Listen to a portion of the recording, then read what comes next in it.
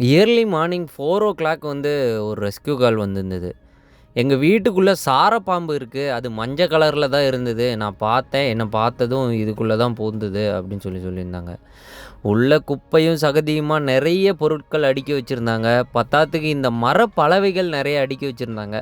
உள்ள கெளச்சி பார்க்கக்குள்ள உள்ள இருந்த பாம்பு வந்து ரஸ்ஸல் வைப்பர். அதாவது கண்ணாடி விரியன் பாம்பு. சூப்பர் 4ல 2வது இடத்துல இருக்கக்கூடிய பாம்பு. பயங்கர விஷமுடைய பாம்பு.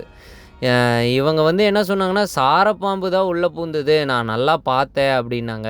உள்ள கெளச்சி பார்க்கக்குள்ள இந்த பாம்பு தான் இருந்தது.